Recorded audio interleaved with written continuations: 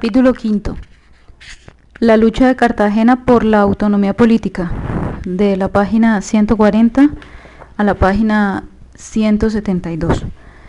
Cuando cambie de página digo el número siguiente, por quienes quieran citar el libro.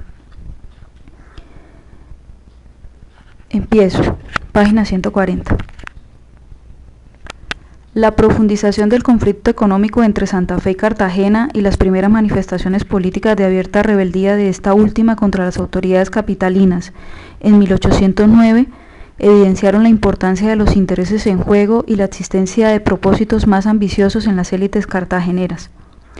La crisis de la España imperial, con su rey preso, a punto de sucumbir ante los franceses y dominada por los reformistas liberales de Cádiz, ayudó a imprimirle al ya largo enfrentamiento entre las élites regionales más poderosas de la Nueva Granada un nuevo trasfondo político.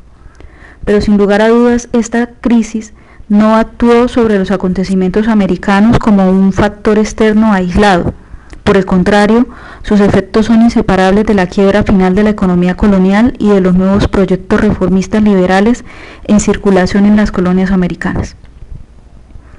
En enero de 1809, el virrey Amar accedió de mala gana a abrir el puerto de Cartagena después de recibir del Consulado de Comercio de dicha ciudad la angustiosa solicitud de finales de 1808, en la que claramente expresaba ya advertencias sobre la frágil situación política. Sin embargo, el permiso concedido por el virrey tenía dos limitaciones graves. Por un lado, concedía el comercio solo con las colonias inglesas y por el otro, prohibía tajantemente cualquier importación de harinas extranjeras. Como lo demostraría el tiempo, esta solución solo agravaría el problema. Página 141. Desde 1807, el Cabildo de Cartagena se había empeñado en demostrarle a las autoridades santafereñas la existencia de una grave escasez de víveres en la ciudad. Según sus propias consultas, como consecuencia de una prolongada sequía que había reducido sustancialmente la producción de maíz y arroz, se estaba necesitando importar harinas en cantidades que las provincias del interior no podían satisfacer.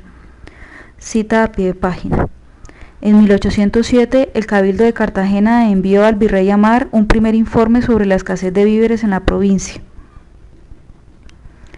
Vuelvo al texto. Fin de la cita de pie de página. En una larga y dispendiosa investigación practicada por el cabildo, campesinos, panaderos, militares, hacendados y comerciantes señalaron unánimemente la carencia de suficiente maíz y arroz en la provincia para abastecer a Cartagena. La ausencia de estos alimentos básicos en la dieta del pueblo tendría que ser remediada por la urgente importación de harinas y otros productos. El virrey Amar y sus asesores, obstinados en proteger una vez más las harinas del interior y además incrédulos de todo lo que procediera de los costeños, ignoraron los argumentos del Cabildo de Cartagena. La orden de enero de 1809 que concedía el permiso de comercio con las colonias inglesas era una forma de oponerse a las peticiones de los comerciantes de esta plaza, solo que más sutil, una oposición más útil. Aparentemente se les otorgaba el comercio de neutrales, pero al mismo tiempo se les negaba lo que todo el mundo sabía que ellos estaban buscando, que era comerciar con los norteamericanos. Para colmo de males, en marzo del mismo año, Madrid envió una circular a sus colonias en la que prohibía el comercio de neutrales. Caracas, La Habana y San Juan ni siquiera se dieron por enterados y siguieron negociando abiertamente con los norteamericanos y otros extranjeros. En la Nueva Granada, por el contrario, el virrey hizo uso de esa circular contra Cartagena. Página 142. El 12 de abril de 1809, un mes después de que Madrid prohibiera el comercio de neutrales, las autoridades cartageneras permitieron la entrada de una goleta norteamericana cargada de harina, jamones, arroz y otros alimentos para la plaza. Por primera vez durante todos estos largos años de disputa con Santa Fe, Cartagena se había atrevido a desobedecer abiertamente las directrices del virrey en asuntos de comercio y a actuar por su propia cuenta. La goleta Eti, H-E-T-T-Y, Eti, había salido del puerto de Baltimore, fletada por el comerciante americano Juan Haden. Su consignatario en Cartagena era Juan de Dios Amador, un abogado y comerciante cartagenero, miembro del Cabildo, hijo de Esteban de Amador, uno de los comerciantes españoles más importantes de Cartagena, y cuñado de José Ignacio de Pombo, prior del consulado.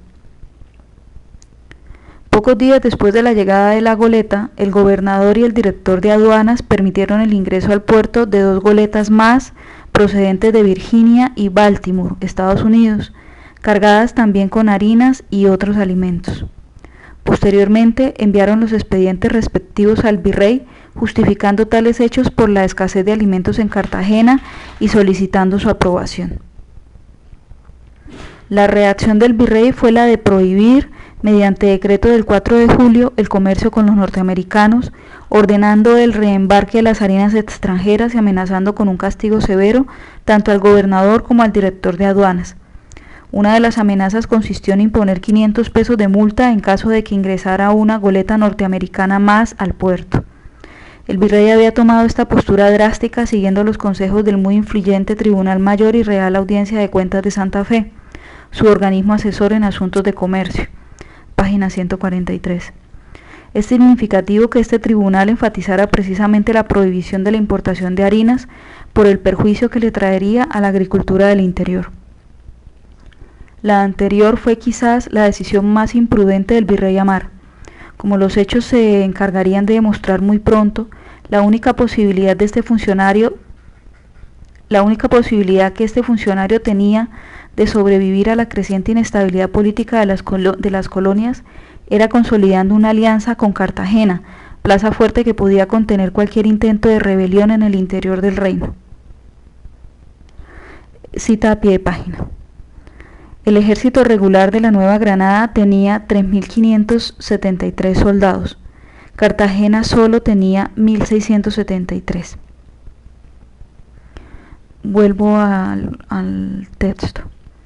España estaba sufriendo una profunda crisis en el verano de 1809. El rey y la mayor parte del territorio de la nación estaban en las manos de los invasores franceses.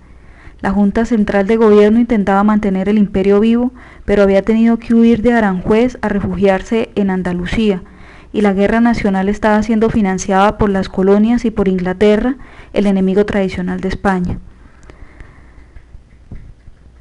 Por otro lado, la insurrección de Quito en agosto de 1809 y el apresamiento del líder santafereño Antonio Nariño en una cárcel de Cartagena indicaban lo frágil de la situación política interna. Las consecuencias inmediatas del decreto del 4 de julio serían más graves de lo que el mismo virrey y sus asesores podían esperar.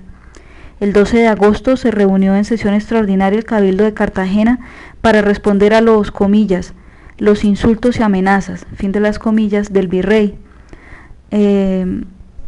Entonces, el Cabildo reunido el 12 de agosto, desconoció la orden de las autoridades de Santa Fe y en un abierto desafío solicitó al gobernador que autorizara de una vez por todas el comercio con los Estados Unidos y por supuesto la importación libre de harinas. Página 144. Vale la pena detenerse en los pormenores de esta reunión porque, aunque ignorada por completo, incluso por la más reciente historiografía, en ella comienza la lucha política por la autonomía de Cartagena, es decir, los primeros intentos serios por independizarse de Santa Fe. Apartado segundo, estamos pues en la página 144, apartado segundo. El Cabildo de 1809 estaba integrado por lo más representativo de las élites criollas y españolas de Cartagena. De sus 15 miembros, incluidos los 2 alcaldes ordinarios y el síndico procurador, había 8 criollos y 7 españoles. Entre los criollos, pertenecientes todos a la más alta clase social, se encontraban 2 comerciantes, 2 hacendados, uno de ellos miembro del consulado y el otro hijo de Antonio de Narváez y la Torre, el militar más poderoso de la Nueva Granada. Y también había 4 abogados, de los cuales 3 procedían de familias de comerciantes. Los 7 españoles eran todos comerciantes y habían sido en algún momento dirigentes del Consulado de Comercio de Cartagena. De modo que de 15 miembros, 9 eran comerciantes y 3 eran hijos de comerciantes importantes. Los otros 3, un hacendado y 2 abogados, eran hijos de militares. Voy a una cita de pie de página. Los comerciantes españoles fueron Santiago González, José Casamayor, Juan Vicente Romero Campo, Lázaro Herrera, José Antonio Fernández, Francisco García del Fierro y Mauricio Martín García. Los comerciantes criollos fueron Santiago Lecuna y Juan de Dios Amador. Los abogados criollos fueron José del Castillo y Rada, José de Ayos, Germán Gutiérrez de Piñeres y José Benito Rebollo. Juan Salvador Narváez y José de Madariaga fueron hacendados. Bien, fin de la cita de pie de página. Tres cosas parecen claras en principio. Primero, un número considerable de los miembros del Cabildo de 1809, que decidió recomendar el enfrentamiento abierto con las autoridades capitalinas y la apertura del puerto de Cartagena al comercio con los norteamericanos, eran españoles. Segundo, no solo había una mayoría de comerciantes, sino que algunos de ellos eran los más poderosos en el consulado de comercio, tales como Santiago González y Lázaro Herrera. Página 145. Tercero, entre los criollos del Cabildo, José de Ayos, José Castillo y Rada, Juan Salvador Narváez, José Benito Rebollo, Juan de Dios Amador y Germán Gutiérrez de Piñeres, es decir, 6 de los 8, estarían entre los principales líderes de la lucha por la independencia. Las exposiciones en este cabildo, tanto de los criollos como de los españoles, son reveladoras del profundo cambio que se estaba operando en la política cartagenera, al parecer desapercibido todavía para las autoridades virreinales.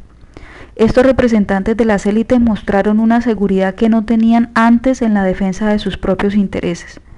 Se sentían respaldados por la demagogia liberal y reformista del gobierno de Cádiz y además tenían la certidumbre de que España estaba demasiado ocupada en la guerra con Francia como para intervenir en los asuntos internos de las colonias americanas.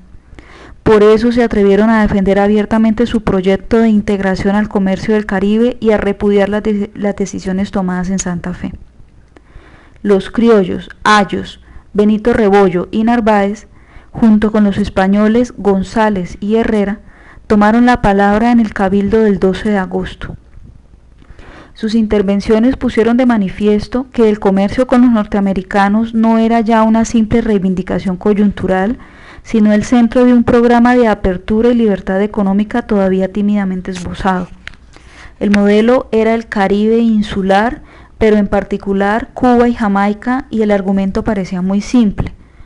El argumento era: todo el Caribe negociaba con los gringos. El Caribe inglés, francés y español se abastecía de los norteamericanos porque estos vendían la harina de mejor calidad y más barata, y además porque eran los mejores compradores de la producción tropical. Cartagena debía hacerlo también, ya que la harina que les compraba a las provincias del interior era de baja calidad y más cara, y solo los comerciantes norteamericanos estaban dispuestos a recibir a cambio todos aquellos productos de la tierra que los cartageneros necesitaban vender. Página 146. Por primera vez se habló abiertamente del derecho de la ciudad a decidir en igualdad de condiciones con las otras provincias, incluidas las españolas, sobre sus asuntos económicos, y aún un español de los más conservadores del consulado, como fue Lázaro Herrera, atacó el decreto del virrey, comillas, en virtud del derecho que nos da la Suprema Junta Central, declarando, como ha declarado repetidas veces, que las Américas, no debiendo considerarse como países de conquista o simples colonias, gozan de las mismas prerrogativas y privilegios que la península. Fin de las comillas. Y agregó, comillas, yo podría reconvenir a los señores del Tribunal de Cuentas preguntándoles si la parte del reino en que se fabrican las harinas tiene derecho para querer enriquecerse con notable detrimento de otra parte respetable que merece la más alta consideración. Fin de las comillas. Lo notable aquí es que los miembros del Cabildo centraron todo su ataque en el virrey y sus asesores criollos de Santa Fe. Es a estos a los que acusan de defensores de los intereses de los hacendados y comerciantes andinos en perjuicio de Cartagena y de querer imponerles la compra de sus harinas. No obstante las sugerencias del Cabildo en el sentido de ordenar la apertura del puerto, el gobernador encargado, Blas de Soria, decidió enviar el expediente a consulta del mariscal de campo Antonio de Narváez, comandante general de los ejércitos, y a José Ignacio de Pombo. El resultado no se hizo esperar. Se produjo un apoyo incondicional a la solicitud del Cabildo. Los informes de Narváez y Pombo muestran a las claras que el aspecto central de todo este asunto era tomar las riendas del manejo económico de la provincia de una vez por todas. Ambos coinciden en señalar que el mismo derecho que tenía la provincia de Cataluña para decidir comprar la harina del exterior y no la de Castilla, lo debía tener Cartagena en relación con Santa Fe. Comillas. Jamás ha pensado el gobierno para fomentar las provincias de Castilla que producen trigo en abundancia. Fin de las comillas. Dice Pombo en su informe del 19 de septiembre. Comillas. Prohibir la entrada de los extranjeros en los puertos de Cataluña, Valencia y Murcia, donde no se cosechan las necesarias para su consumo, porque el bien precario que resultaría a las primeras de dichas provincias arruinaría realmente a las segundas. Fin de las comillas. Página 147. Además, agrega que, comillas, no tienen comparación ni las distancias ni las dificultades que ofrecen los caminos, ni los costos de las conducciones de estas provincias marítimas con las del interior del reino, y las de aquellas entre sí, como tampoco tiene comparación la falta absoluta de comercio activo que se experimenta en estos, que no cambian producción alguna suya con las del interior, con el considerable que tienen las de España de la costa con las mediterráneas. Fin de las comillas. Y por último pregunta, comillas, y si no obstante estas ventajas, allí jamás se ha pensado, ni aun en los tiempos de abundancia, en dicha prohibición por perjudicial, ¿cómo puede dejar de serlo aquí en el de escasez y en medio de tantos inconvenientes?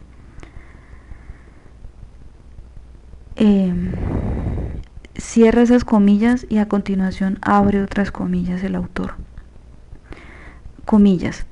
Solo pues la ignorancia o el egoísmo, fin de las comillas, se responde él mismo, dice Alfonso, se responde él mismo, comillas, pueden dejar de conocer u oponerse a una provincia que exigen las circunstancias, la buena política, la justicia y la necesidad, fin de las comillas.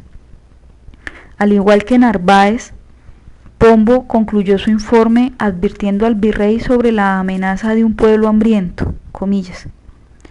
Los mismos inconvenientes deben tenerse de parte del pueblo, particularmente de la clase de jornaleros, artesanos y pobres que componen el mayor número, pues el hambre no conoce respeto ni sufre dilaciones.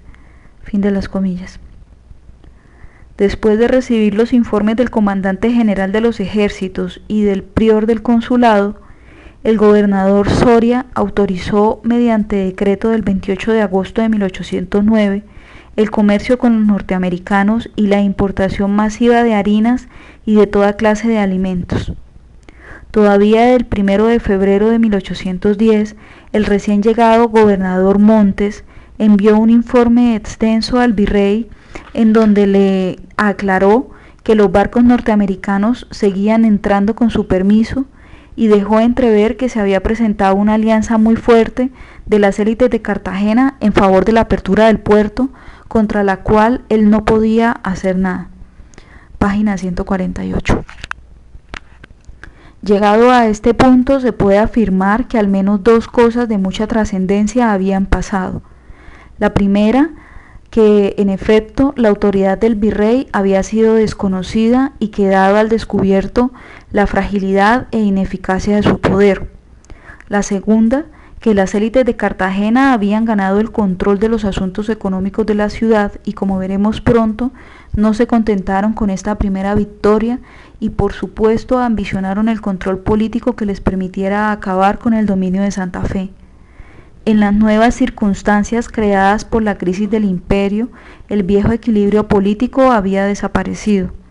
Madrid había dejado de ser un árbitro de los conflictos internos de la Nueva Granada para convertirse en otro jugador más que, según la marcha de los acontecimientos, podía ser un aliado o un enemigo.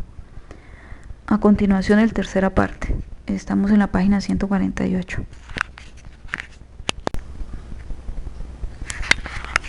Apartado tercero. 1810 sería un año decisivo para las ambiciones políticas de las élites de Cartagena. Antes de entrar de lleno al proceso mediante el cual los ilustrados cartageneros se apropiaron del poder político y llevaron la lucha contra Santa Fe a sus últimas consecuencias, es muy importante detenerse a conocer quiénes eran los miembros del muy influyente Tribunal de Cuentas, con sede en la capital, asesores del virrey en asuntos de comercio y enemigos declarados de los comerciantes costeños.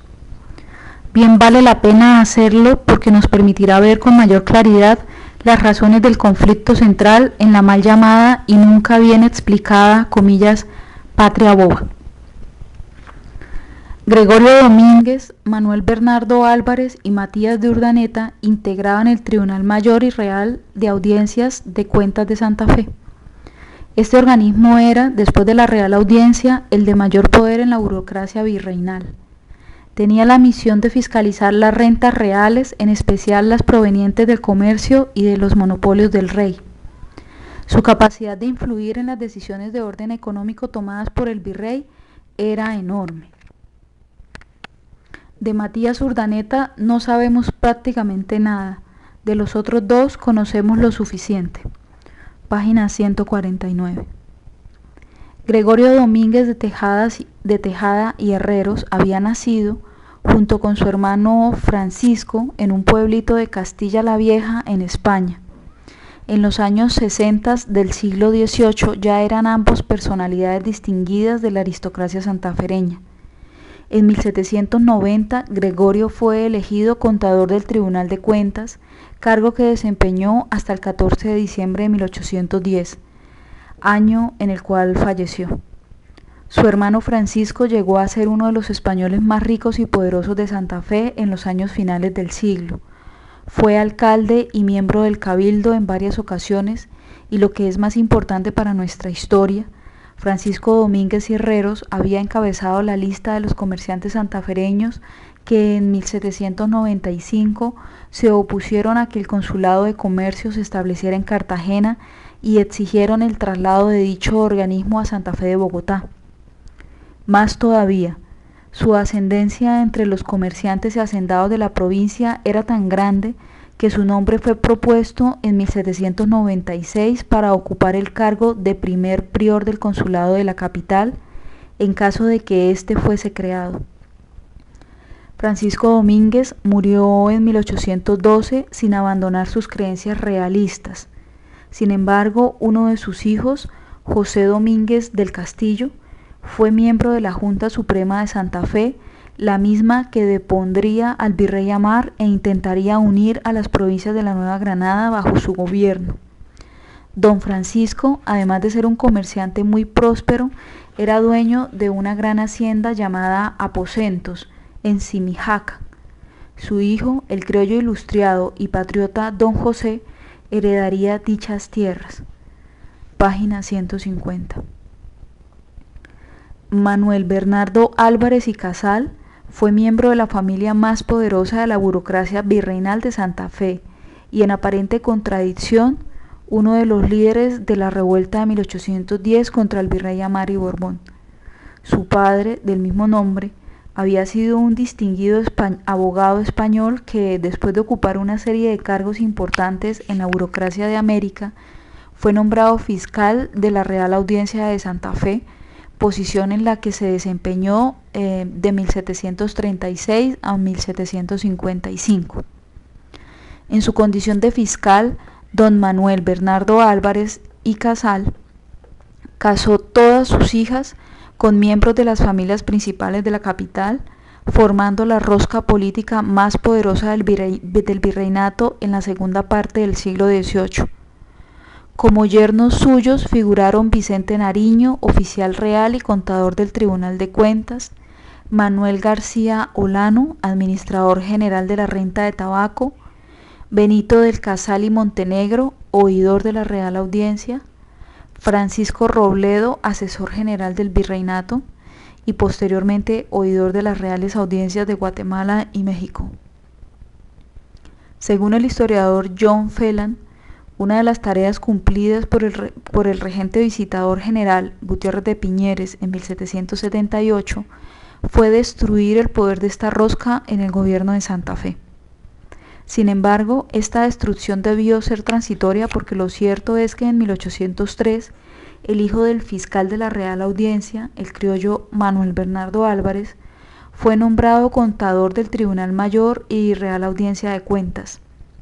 En ese cargo se encontraba el 20 de julio de 1810, cuando fue designado diputado al Cabildo Extraordinario que expulsaría al virrey Amar de la ciudad.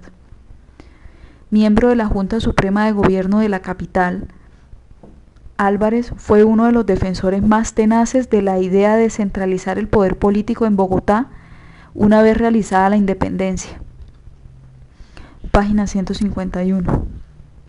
Junto con sus dos sobrinos, Jorge Tadeo Lozano y Antonio Nariño, gobernó la provincia de Santa Fe durante casi todo el periodo independentista. Nariño, como veremos más adelante, sería al lado de su tío, enemigo irreconciliable de la élite gobernante de Cartagena. Finalmente, Manuel Bernardo Álvarez y Casal, el aristócrata criollo, poderoso burócrata del virreinato y líder de la independencia de Santa Fe, se casó con una hija del marqués de San Jorge, José María Lozano. Este marqués era uno de los terratenientes más poderosos de Santa Fe, gran productor de harinas y enemigo declarado del consulado de Cartagena. Puede afirmarse sin temor que si bien las élites de Cartagena habían tenido motivaciones de fondo para entrar en conflicto con el gobierno virreinal, una vez expulsado el virrey tendrían suficientes razones para oponerse a la misma burocracia criolla que demandaba de inmediato el reconocimiento de una tradición de centro del poder. La única diferencia es que ahora dicha burocracia predicaba su derecho a mandar a nombre de una supuesta república de la que nadie había hablado antes. La independencia de España, en ese preciso sentido, suponían los burócratas santafereños, no había cambiado nada. Mucha razón tenía Phelan al sostener que entre la élite burocrática española criolla, que gobernó la Nueva Granada del siglo XVIII, y los criollos que se tomaron el poder en 1810, existía una cierta continuidad. La ausencia de un discurso nacional adquirió toda su importancia ante la imposibilidad de llenar el vacío que dejó la expulsión del virrey. En realidad, tal discurso no existía en ese momento ni había existido nunca. Antes de 1810 no se escribió en la Nueva Granada un solo texto en que se plantease el problema de construir una nación independiente, como tampoco se había conformado un sector social que pudiese reclamar el espacio de lo nacional por encima de los intereses y lealtades regionales. Página 152. Cuando se produjo la crisis política, el vacío de poder fue reemplazado no por el esfuerzo de las élites regionales de unirse para fundar la nación, sino por el inmediato e inevitable enfrentamiento entre ellas, enfrentamiento que, como hemos visto, existía ya y de manera grave entre las más poderosas del Caribe y de los Andes. Por eso, todo intento de mostrar que había un proceso de unidad nacional de los criollos, de creación de unas, comillas, redes nacionales, fin de las comillas, es inconsciente y termina en un callejón sin salida ante la evidente realidad de que estos mismos criollos, una vez conquistaron el poder en sus provincias, se volvieron pedazos entre sí. Dada la gravedad de las contradicciones entre ellos y dada la ausencia de una tradición protonacional, era apenas lógico que esto pasara. En 1810 no existía ni una prensa, ni un ejército, ni una iglesia, ni un intercambio regular de productos que produjese el efecto de integrar las provincias, y no entender esta verdad ha dado lugar a que perviva el concepto de la, comillas, patria boba. La anarquía que siguió a la independencia y el fracaso rotundo en la formación de la nación, resultados de las condiciones reales de nuestra existencia social, se explicaron entonces por razones de la inmadurez, la ingenuidad y el romanticismo de los líderes. En realidad, como veremos a partir de los desenlaces de 1810, no hubo ninguna bobería y sí mucha tragedia. No en balde Antonio Nariño, dictador de Santa Fe, durante la primera independencia, era un comerciante, hijo de un miembro del Tribunal y Real Audiencia de Cuentas y sobrino de otro, y no en balde el primer gobernador de Cartagena durante el mismo periodo fue un connotado comerciante, hijo de otro connotado comerciante. Apartado cuarto. La estrategia que desarrollaron las élites cartageneras para apoderarse del gobierno de la ciudad en 1810 fue en buena parte consecuencia de los sucesos de España y del resto de América. Página 153. Vimos cómo la Junta Central había sido desalojada de Aranjuez y obligada a refugiarse en Sevilla, dejando en poder de los franceses prácticamente todo el territorio de España, con la sola excepción de Andalucía. Pues bien, los meses finales de 1809 probarían ser aún más desastrosos para la causa de Fernando VII. Incapaz de resistir el avance de los ejércitos napoleónicos, la Junta Central, en medio del mayor descrédito y de los insultos del pueblo sevillano, tuvo que huir de Sevilla y refugiarse en la isla de León. El 29 de enero de 1810, queriendo establecer un organismo de gobierno menos complicado e ineficiente, la Junta dictó su último decreto creando un consejo de 5 miembros, llamado la Regencia de España e Indias. Reducidos ahora a los dominios de Cádiz y a la isla de León, los defensores de la monarquía volvieron otra vez su mirada a América. Como nunca antes, el oro y la plata americanos eran esenciales para la sobrevivencia del imperio. El Consejo de Regencia invitó a los americanos a elegir diputados a las Cortes mediante el famoso decreto del 4 de febrero de 1810, que vino acompañado de una proclama en la cual los liberales de Cádiz les ofrecieron a los americanos una igualdad que, por supuesto, no estaban dispuestos a conceder en la realidad. Sin embargo, al mismo tiempo les dieron a las élites reformistas de América el mejor instrumento para legitimar sus ataques contra virreyes y gobernadores. Los criollos sacarían el máximo provecho del siguiente párrafo de dicha proclama.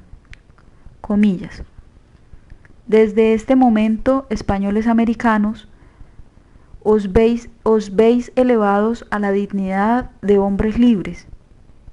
No sois ya los mismos que antes, encorvados bajo un yugo más duro mientras más distantes estabais del centro del poder, mirados con indiferencia, vejados por la codicia y destruidos por la ignorancia.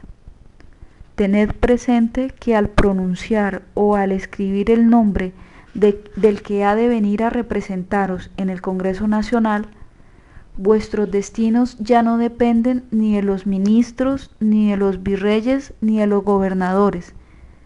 Están en vuestras manos. Fin de la cita. Estamos iniciando la página 154. Esta proclama, escrita en momentos en que las élites criollas tenían la convicción profunda de que España sucumbiría bajo el avance de las tropas napoleónicas, fue, por decirlo menos, imprudente. Los resultados no se harían esperar, y el 19 de abril de 1810, la élite criolla de Caracas dio inicio a la serie de levantamientos que se presentaría ese año para deponer a las autoridades españolas en las colonias americanas. Depuestos tanto el capitán general como el intendente, el gobierno pasó a manos de una junta de gobierno que, sin separarse todavía formalmente de España, tomó la decisión radical de no reconocer la regencia de Cádiz como gobierno legítimo de la nación española. Un intento parecido de los criollos de Quito en 1809 había acabado muy mal. El movimiento había estallado a principios de agosto, capitaneado por lo más distinguido de la aristocracia quiteña. Marqueses, condes y obispos figuraron como miembros de la Junta Suprema que se estableció una vez depuesto el gobierno español. La derrota de los españoles se había logrado sin derramar una gota de sangre y los objetivos de los insurrectos eran mucho más moderados que los de la arrogante élite mantuana de Caracas. Lo último que se le hubiera ocurrido a esta, comillas, nobleza quiteña, que mantenía fuertes lazos con Madrid, hubiese sido proponer soluciones anticoloniales. Por el contrario, en un manifiesto de la Junta se señalaba con claridad que los objetivos supremos de la lucha eran los de, comillas, conservar la religión, el rey y la patria, fin de las comillas. Es decir, los pueblos de la presidencia de Quito se movilizaron no bajo la consigna de crear una entidad política nueva, sino bajo el llamado de proteger a su rey Fernando y a su patria España. Página 155. El argumento de la Junta para movilizar a las gentes del común contra las autoridades españoles de la provincia se basó en el rumor de que la Real Audiencia, y en particular su presidente, el coronel Castilla, querían entregarle Quito a Bonaparte, por lo cual no se hacían preparativos para la defensa contra los franceses. Para darle legitimidad al acto de creación de un nuevo organismo de gobierno, los criollos quiteños sostuvieron que, comillas, así como cada una de las provincias de España, de la cual la América había sido declarada parte integrante, tuvo derecho para establecer juntas que gobernaran durante la cautividad del rey, Quito debía gozar del mismo derecho. Fin de las comillas. El levantamiento fue brutalmente reprimido por los ejércitos enviados por Santa Fe y Lima. Muchos de los dirigentes de la Junta fueron asesinados en las cárceles y la gente del pueblo perseguida y masacrada en las calles por los soldados limeños. En octubre de 1809, el Cabildo de Cartagena, poco después de haber tomado la decisión de no reconocer la autoridad del virrey en los asuntos económicos de la provincia, complacía a la regencia de Cádiz, condenando la revuelta de Quito. Como consecuencia, el gobierno español le concedió a Cartagena el título de, comillas, muy noble y muy leal ciudad, fin de las comillas. Este patrón de conducta pragmática caracterizaría las actividades de los criollos cartageneros a lo largo de los 2 años siguientes, 1810 y 1811. Dispuesta a tomarse el poder político de la provincia, la élite criolla diseñó un plan de acción cuyos componentes básicos se acomodaban muy bien a su ideología, a sus intereses económicos y sobre todo a su manifiesta debilidad. Lo que resulta fascinante es que al mismo tiempo que condenaba la revuelta de Quito para congraciarse con la regencia de Cádiz, los criollos cartageneros se disponían a copiar a la perfección los argumentos de la Junta de Quito. Página 156. No actuaron con la decisión y transparencia de los de Caracas, todo lo contrario. Su plan de acción consistió en lo siguiente. Primero, combatir a las autoridades españolas del virreinato y la provincia, al mismo tiempo que juraban con entusiasmo sin par fidelidad a la nación española. Segundo, apropiarse y ejercer el gobierno económico y la administración interna de la provincia, negando cualquier injerencia de Santa Fe en sus decisiones. Tercero, demorar al máximo la decisión de independencia de España en espera de la evolución final de la guerra con los franceses y de las posibilidades de negociación con el gobierno español. Cuarto, construir una alianza sólida con la élite de comerciantes españoles con base en la defensa del, comillas, rey, la religión y la patria, fin de las comillas, y la lucha contra Santa Fe. Quinto, lograr todos estos cambios pacíficamente, protegiendo al máximo el principio de autoridad, próximo a ser encarnado por ellos, y las formas, comillas, civilizadas, fin de las comillas, de la política, las formas civilizadas de la política. Al lado de José Ignacio de Pombo y Antonio de Narváez, la figura política más importante de las élites cartageneras en los acontecimientos que se desencadenarían a partir de 1810 fue el abogado José María García de Toledo. Nadie encarnó mejor que García de Toledo el sentir, las ambiciones y las debilidades de esta aristocracia caribeña durante la fase intensa y confusa que fue el periodo de la primera independencia.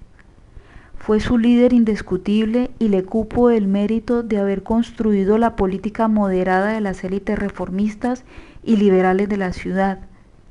Nacido en Cartagena, procedía de una de las familias más encumbradas del virreinato.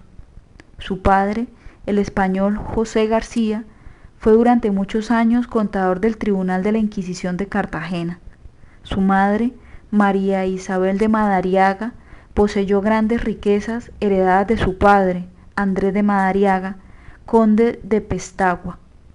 Una de sus hermanas estaba casada con Joaquín de Mosquera, el poderoso burócrata que en medio de la Guerra de las Colonias fue miembro del Consejo de Indias de Madrid.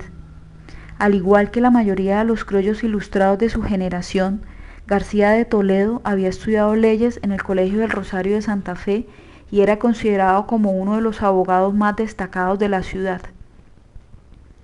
Página 157.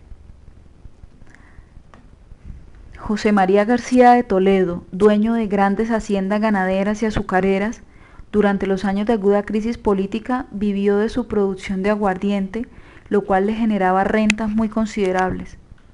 A pesar de la inestabilidad reinante, García de Toledo ganaba 200.000 pesos anualmente por la venta de aguardiente.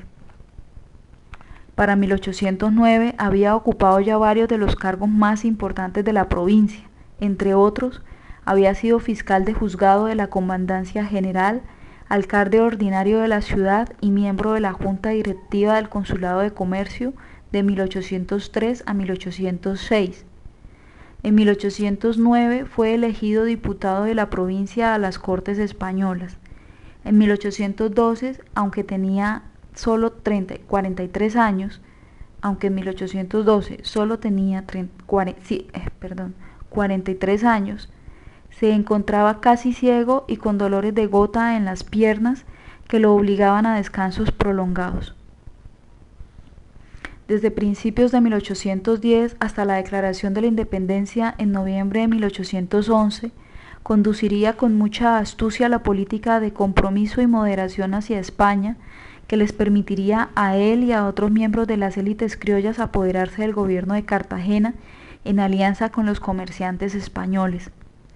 Consciente de que el gobernador Francisco Montes era el único obstáculo que le quedaba al cabildo para tomar las riendas del gobierno de la provincia, García de Toledo planeó su destitución. El brigadier Francisco Montes había llegado a Cartagena en octubre de 1809, en medio del conflicto del cabildo de esta ciudad con el virrey. Había comprobado con el expediente de la apertura del puerto a los norteamericanos hasta qué punto la actuación de dos aristócratas poderosos como el mariscal de campo Antonio de Narváez y el prior del consulado José Ignacio de Pombo había hecho posible la unidad de todos los sectores de las élites, incluidos los militares. Página 158. En abril de 1810 era evidente su profunda desconfianza hacia los criollos y su intención de destruir la de por sí frágil alianza de estos con los españoles. El 22 de mayo de 1810, el cabildo decidió actuar contra el gobernador Montes, en medio de los rumores callejeros, hábilmente estimulados por los criollos de que era un afrancesado. Se le acusó de no proveer a la seguridad de Cartagena en los debidos términos, con el objeto de entregarles la plaza a los franceses. Además, quien lo creyera, de intentar destruir la buena armonía reinante entre los criollos y los españoles de la ciudad. Al parecer, el señor Montes había ordenado la creación de un regimiento de patricios españoles excluyendo a los criollos. Por otro lado, su secretario, Francisco Merlano, había sido descubierto distribuyendo pasquines clandestinos que tenían el propósito de advertirles a los españoles de las intenciones de los criollos de separar a Cartagena de España. En las sesiones de mayo se le impuso al señor Montes la obligación de compartir el gobierno con el Cabildo, y para tal efecto este organismo nombró a Antonio de Narváez y al acaudalado comerciante español Tomás de la Torre, miembro del Cabildo y ex prior del Consulado de Comercio, como cogobernadores. En otras palabras, argumentando el mayor celo en la defensa de la ciudad, el Cabildo redujo al gobernador a la condición de no poder hacer nada sin su autorización.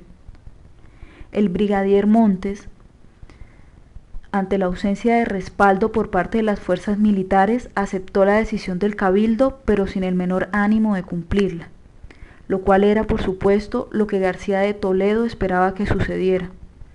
A las pocas semanas de imponérsele el cogobierno, el mismo García de Toledo, investido de la condición de delegado de la provincia a las Cortes de Cádiz, acusó al gobernador de desacato a los compromisos contraídos con el Cabildo y pidió su destitución. Página 159.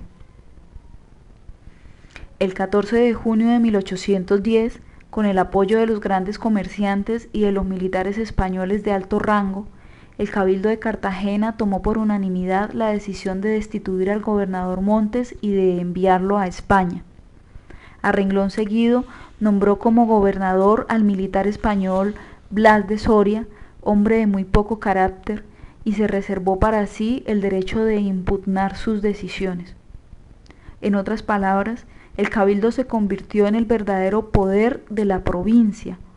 El golpe de Estado contra Montes y la autoridad del virrey se llevó a cabo, como era de esperarse, en nombre de la defensa del, comillas, del rey, de la religión y de la patria, fin de las comillas. El Cabildo reiteró sus votos de obediencia a la regencia de Cádiz. Curiosamente, nadie se destacó tanto durante las sesiones del Cabildo por sus ataques contra el gobernador como fue el ex prior del consulado, rico comerciante español y, recordemos, viejo contrabandista, el señor Tomás de la Torre. La alianza con los españoles siguió dando sus frutos, el principal de los cuales fue el logro de la autonomía política de Cartagena tan ansiosamente buscada.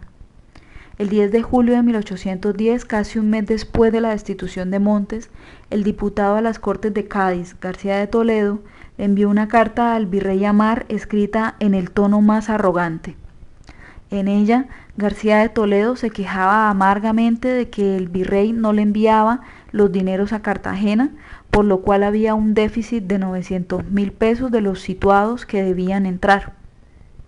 Señalaba que, comillas, causa admiración que al mismo tiempo que no se emplean los dineros en la defensa de esta plaza, que es el antemural del reino, se levanten batallones en lo interior de aquel y se le saquen a esta plaza sus milicias disciplinadas para llevarlas a Santa Fe, fin de las comillas. Y por último, advertía que el Cabildo había tenido que, comillas, tomar las riendas del gobierno para asegurar la defensa de Cartagena contra una posible invasión de los franceses. Página 160. Terminaba su carta citando el famoso párrafo de la proclama del Consejo de Regencia, comillas, la suerte de esta provincia ya no depende ni de los ministros, ni de los virreyes, ni de los gobernadores, porque está en manos de aquellos.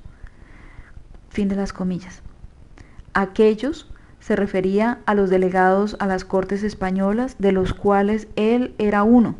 En otras palabras, García de Toledo concluía diciéndole al virrey que la suerte de la provincia de Cartagena no estaba ya en sus manos, sino en las de él.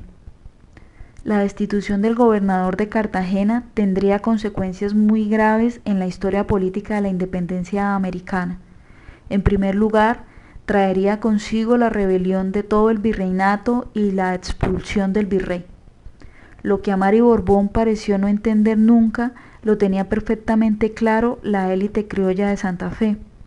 El levantamiento de la capital no se podía dar mientras el gobierno de Cartagena estuviese en manos de las autoridades españolas, por la sencilla razón de que con el apoyo de las fuerzas del puerto, el virrey podía someter sin mucha dificultad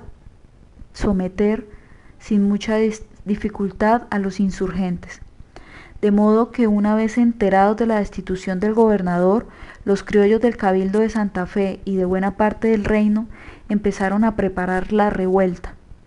El 20 de julio de 1810, día en que el Cabildo de Santa Fe se tomó el gobierno de la capital, fue una consecuencia directa de los eventos del 19 de junio en Cartagena. En segundo lugar, los hechos de Cartagena influyeron, junto con las revueltas de Caracas, en el cambio de actitud del gobierno español y de la intelectualidad liberal de Cádiz hacia los movimientos políticos de las colonias. El pragmatismo de los comerciantes de Cartagena chocaba con el de los de Cádiz. Para estos últimos, más importante que sus principios liberales era salvar España, que parecía hundirse definitivamente. Página 161. Con el objeto de lograrlo, la plata de América era esencial y esta venía, en su inmensa mayoría, de México y Perú. Por tal razón, para los españoles, una alianza con las poderosas aristocracias conservadoras de estos dos virreinatos era mucho más importante que la alianza con Cartagena, que no solo no producía un peso para la causa del rey, sino que además había que sostenerla. El Consejo de Regencia, entonces, consideró su obligación ponerle punto final a sus proclamas liberales y empezó a condenar en los términos más fuertes cualquier tentativa de reforma de los criollos. Rechazó la destitución del brigadier Montes y nombró a un nuevo gobernador, el brigadier Francisco Dávila. Con esta decisión, España misma se encargó de destruir la alianza de los criollos cartageneros con los comerciantes españoles y llevó a la élite criolla, en contra de su voluntad, a la radicalización del movimiento. Este es el fin del apartado 3 del capítulo 4. Estamos en la página 161, a continuación el apartado 5. Apartado 5. La constitución de gobiernos, que de hecho eran independientes en Cartagena y Santa Fe, inauguró una nueva fase del conflicto entre estas dos ciudades, su fase republicana. Su evolución muestra mejor que nada la debilidad y el completo fracaso del naciente discurso nacional. Aquí es de vital importancia detenerse a mirar los supuestos orígenes de, comillas, la patria boba, el momento en que, según Restrepo, comillas, los patriotas fueron poseídos por el genio del mal, fin de las comillas. El autor estaba citando a José Manuel Restrepo.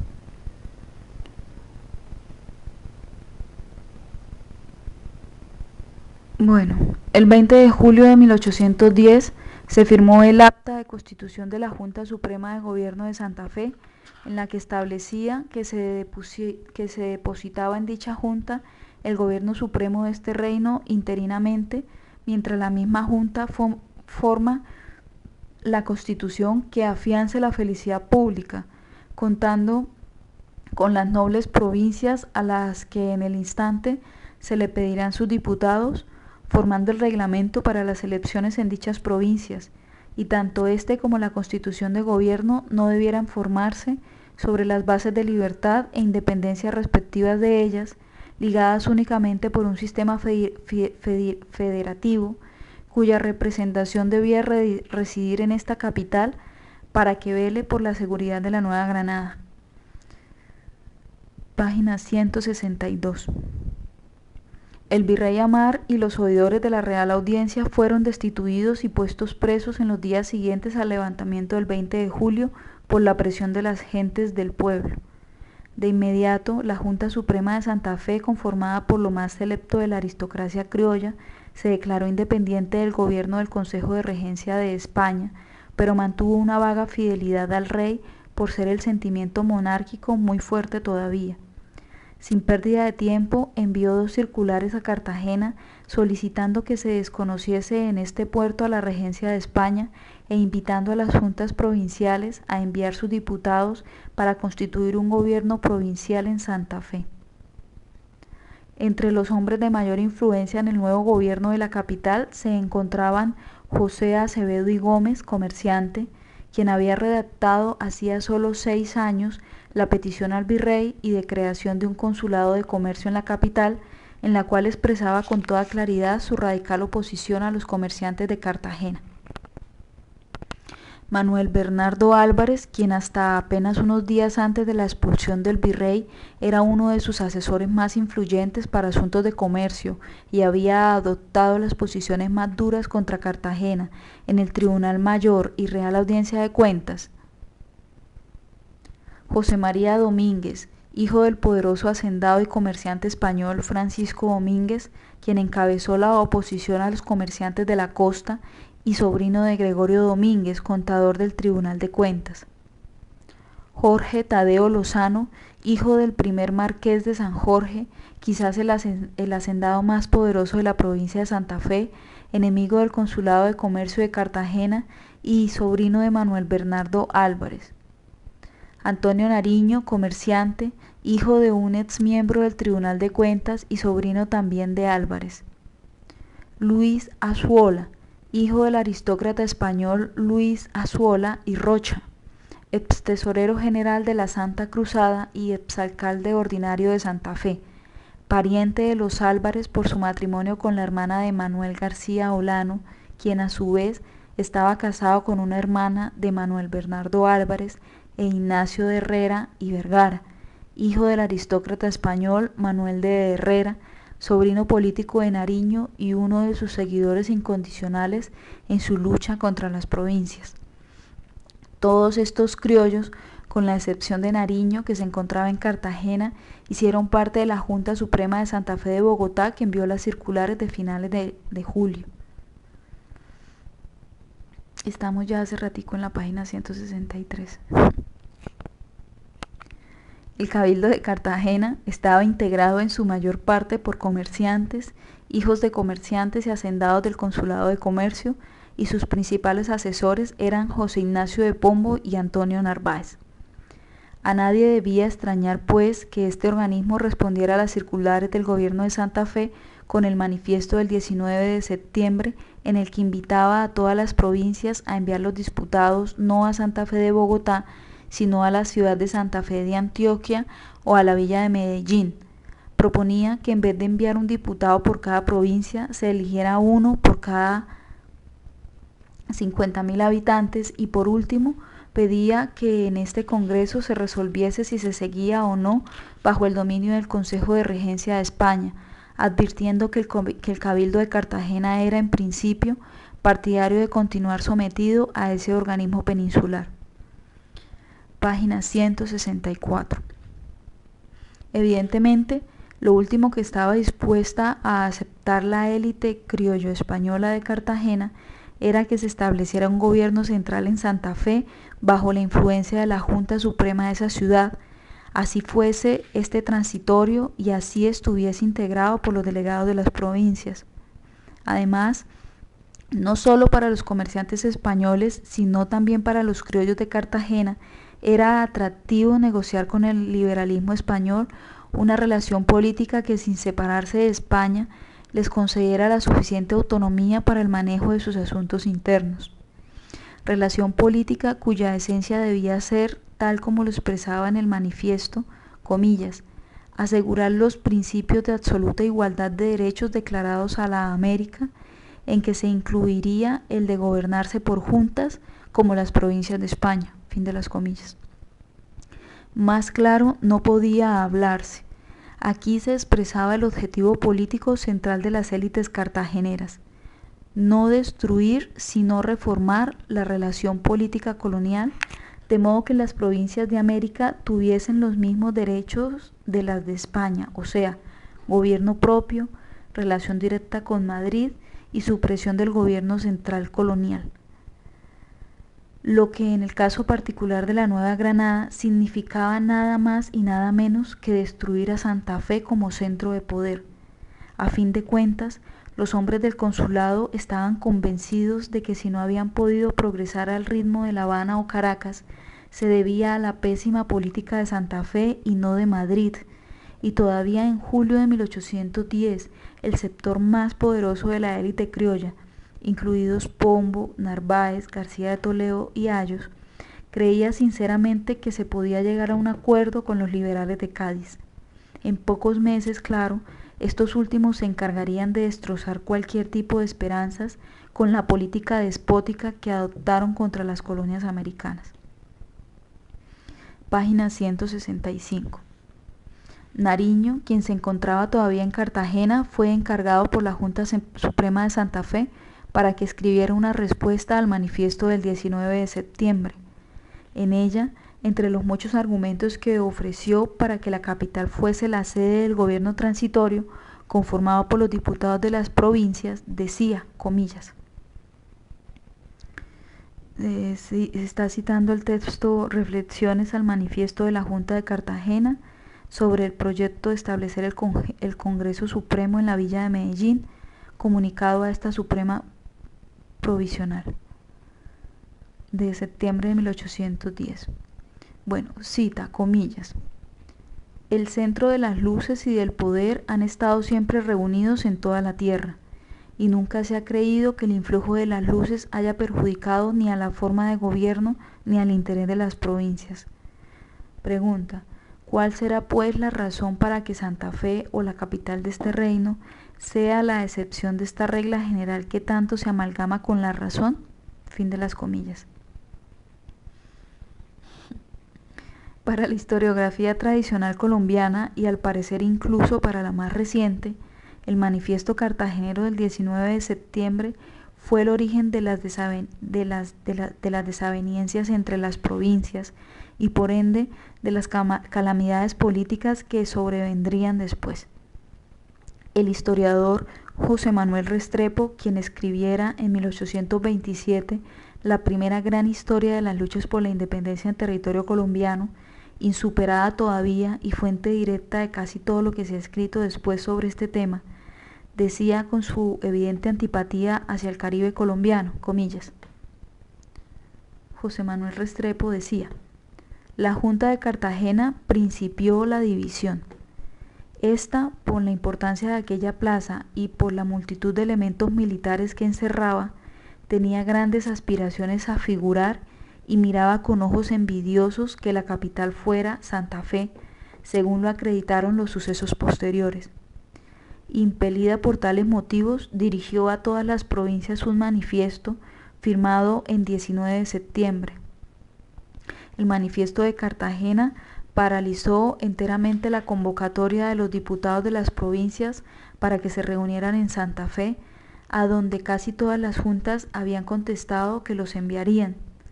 Se perdió por consiguiente la única oportunidad de establecer un gobierno que mereciera este nombre y que hubiera conservado la unión. Embriagadas las provincias con las ideas halagüeñas de la federación propuesta por Cartagena e indicada también desde la creación de la Junta Suprema de Santa Fe, y seducidas con el ejemplo de los Estados Unidos de Norteamérica, no pensaron ya en enviar diputados a Santa Fe ni en conservar la centralización del gobierno. Dicho manifiesto de 19 de septiembre trajo muchos males a la Nueva Granada. Él, en fin, echó los fundamentos de la rivalidad entre Cartagena y Santa Fe, rivalidad que fue origen funesto de discordias. Fin de las comillas. Página 166. Esta ha sido pues la interpretación tradicional repetida por todos los historiadores que se han ocupado del periodo sobre el origen de las desgracias de la primera independencia. Sin embargo, tal consenso se ha montado sobre una suposición falsa, la de que lo sucedido antes del 20 de julio de 1810 entre las élites caribeñas y andinas no es pertinente al análisis de los hechos que se produjeron en la comillas nueva época que se inauguró en dicha fecha. Por eso, para Restrepo y para el resto de los historiadores colombianos, el origen de las discordias y el fracaso en construir un Estado-nación había que encontrarlos en los eventos y las ideas posteriores al 20 de julio, o sea, en la secuencia manifiesto, federalismo, división de Santa Fe y Cartagena. Tal postura metodológica ha servido muy bien al propósito de ocultar las evidentes continuidades de la colonia a la república, no solo de estructuras sociales y culturales, sino de hombres de carne y hueso en el control de los instrumentos de poder. Lo primero que parece obvio en torno a los orígenes de la patria boba es que la, comillas, rivalidad entre Cartagena y Santa Fe, fin de las comillas, no empezó con el manifiesto. Como se ha demostrado, el conflicto entre estas dos ciudades no solo tenía sus raíces enterradas en la colonia, sino que había sido la causa inmediata de la insubordinación de la élite cartagenera contra el virrey meses antes de que Santa Fe iniciara la suya. Página 167. Lo segundo es que el manifiesto no fue sino la consecuencia lógica de un hecho que los historiadores han pasado por alto. El hecho de que Cartagena, para efectos prácticos, se había separado de la Nueva Granada desde el momento de la expulsión del gobernador Montes. Mal podría entonces aceptar la propuesta de Santa Fe de ser, comillas, el centro de las luces y del poder, fin de las comillas, cuando todo su esfuerzo se dirigía principalmente a destruir ese centro. En otras palabras, los esfuerzos iniciales de las élites de Cartagena contra el virrey de Santa Fe no estuvieron dirigidos a reemplazar al virreinato por la construcción de una nación, sino a lograr su autonomía política y económica. Que tal autonomía pudiera ser obtenida por medio de una negociación con España o por medio de la independencia sería decidido por el desarrollo de los acontecimientos. En tercer lugar, la adhesión de Cartagena al federalismo no pudo ser todavía la causa de desavenencias profundas. Santa Fe había sido la primera provincia en proponer un sistema de gobierno federal en su acta del 20 de julio. Recién constituida su Junta Suprema, no dominaba todavía el grupo familiar de los Álvarez Nariño, que muy pronto se tomaría el poder, al igual que sus padres lo había ejercido durante buena parte del siglo XVIII, e impondría la defensa de un centralismo dogmático. Seguimos en la página 67 y vamos a iniciar el último apartado, el sexto, que también finaliza el capítulo quinto. El capítulo quinto, la lucha de Cartagena por la autonomía política, se denomina. Apartado sexto. La pugna posterior entre centralistas y federalistas no fue más que el disfraz ideológico tras del cual continuaba, ahora por otros medios, la vieja lucha colonial. La lucha de las élites regionales por consolidar su autonomía y su control sobre las provincias en franca oposición con la vieja tendencia a construir un gobierno central en los Andes orientales. La evolución de los acontecimientos mostraría la poca consistencia de las ideas y la evidente primacía de los intereses materiales de dichas élites. Página 168. Como consecuencia de la oposición de Cartagena a la conformación de un gobierno interino en Santa Fe y de la posterior negativa de esta última a considerar la posibilidad de instalarlo en una ciudad diferente, cada provincia empezó a manejar sus asuntos autónomamente. La idea de formar un Estado republicano conformado por las provincias recién liberadas de la Nueva Granada no tenía muchas posibilidades de realizarse.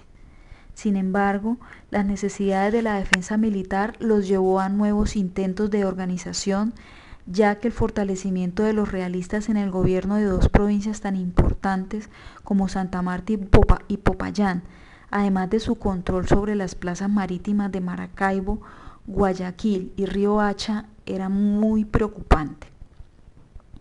En diciembre de 1810, después del fracaso de la convocatoria de julio, el gobierno de Santa Fe decidió montar su propio congreso sin la presencia de las provincias grandes de Cartagena, Popayán, Antioquia y Tunja. El congreso inició actividades el 22 de diciembre con la participación de los delegados de las provincias de Mariquita, Neiva, Socorro, Novita y Pamplona, todas provincias de la región oriental de los Andes. A este pequeño congreso de santafereños se le declaró, comillas, depositario de la soberanía nacional, fin de las comillas, y se le nombró de presidente a Manuel Bernardo Álvarez y de secretario a Antonio Nariño. Incapaz de propiciar un solo acto conducente a la unión de las provincias, el Congreso se disolvió por el enfrentamiento de los partidos centralista y federalista, pero de hecho su disolución no la provocó la discusión de principios teóricos, sino, quien lo creyera, la decisión de los centralistas de admitir en el Congreso a los diputados de lugares que se habían separado de sus provincias y se habían declarado autónomos. La finalidad era estimular la división de las grandes provincias que habían acogido el federalismo. La vida de esta asamblea depositaria de, comillas, la soberanía nacional, fin de las comillas, no duró más de 2 meses. Página 169. El próximo Congreso de las Provincias se reuniría en Santa Fe a los pocos meses de haber fracasado el anterior. A este asistieron los delegados de Cartagena, Antioquia, Pamplona, Tunja, Neiva, Casanare, El Socorro, Santa Fe y Chocó. Al decidirse la mayoría del Congreso por la constitución de una confederación, los diputados de Santa Fe y Chocó, Manuel Álvarez e Ignacio Herrera, manifestaron su desacuerdo y se opusieron a su conformación. El día 27 de noviembre de 1811, los diputados de las provincias de Cartagena, Antioquia, Tunja, Pamplona y Neiva firmaron el acta de constitución de la Confederación que llevaría el nombre de Provincias Unidas de la Nueva Granada. El gobierno de la Confederación tomó de sede la pequeña ciudad de Ibagué, en donde su papel se redujo a, comillas, dirigir oficios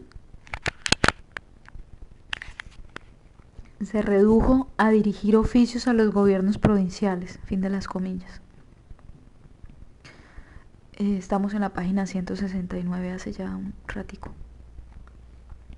En el año de 1812, los reveses sufridos por los criollos en Venezuela y en Popayán, y el arribo a Panamá del nuevo virrey de la Nueva Granada, brigadier Benito Pérez, nombrado por la regencia de España, condujeron a nuevas conversaciones entre la Confederación de las Provincias y el gobierno dictatorial de Santa Fe, ahora en manos de Nariño.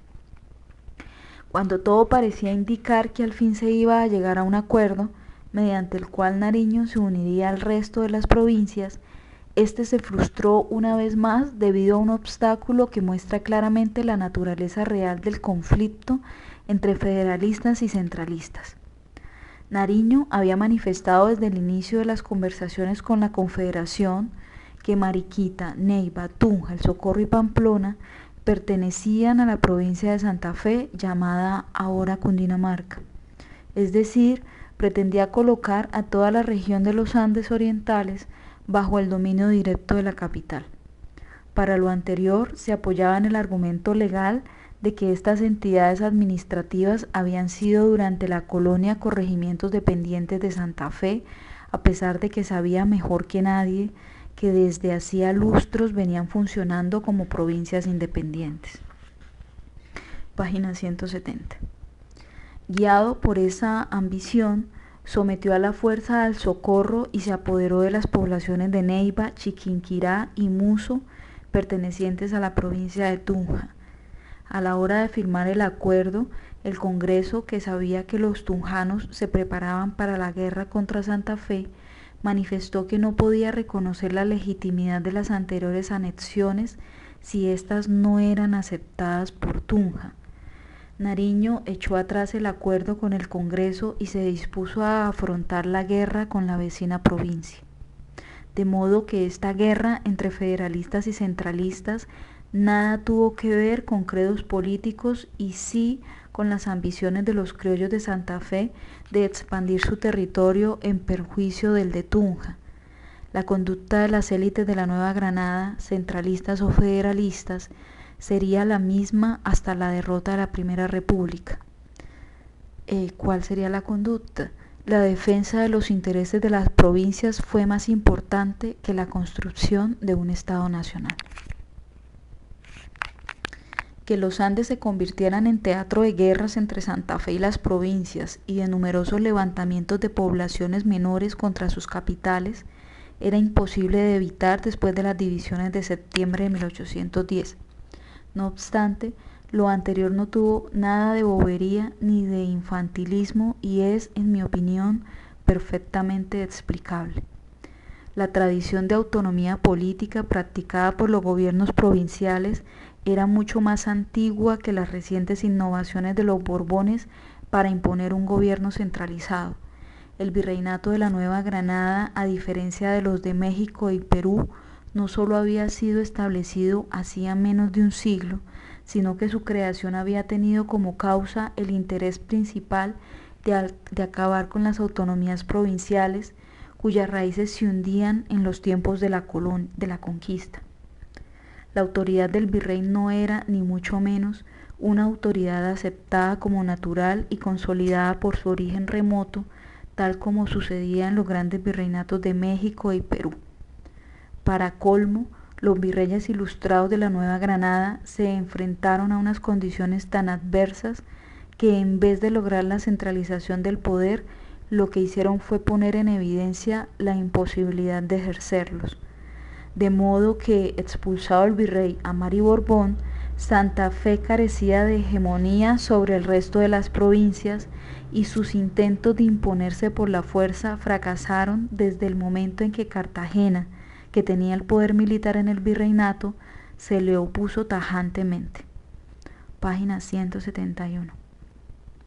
Los intentos de la Confederación de crear un Estado-nación acabaron también en el fracaso porque nunca hubo la voluntad real de las élites regionales más fuertes, como la de Cartagena, de crear un gobierno federal por encima de las provincias con los instrumentos necesarios para actuar con poder. A principios de 1814, Fernández de Madrid describía en el Argos de la Nueva Granada, periódico que defendía los intereses de las provincias, la inoperancia del gobierno confederado, demostrando que la unión era sólo de nombre y que cada estado obraba por su cuenta, sin que el poder ejecutivo tuviera a sus órdenes ni ejércitos, ni tesorería, ni fuerza alguna, física o moral, para exigir la obediencia. El gobierno de la Confederación elaboró muchas leyes, organizó reglamentos y dictó infinidad de decretos, pero fue incapaz de coordinar siquiera los preparativos de la defensa del reino. En el curso del año de 1814, el gobierno de las provincias, con sede ahora en Tunja, hizo el último intento por lograr la unión con Santa Fe.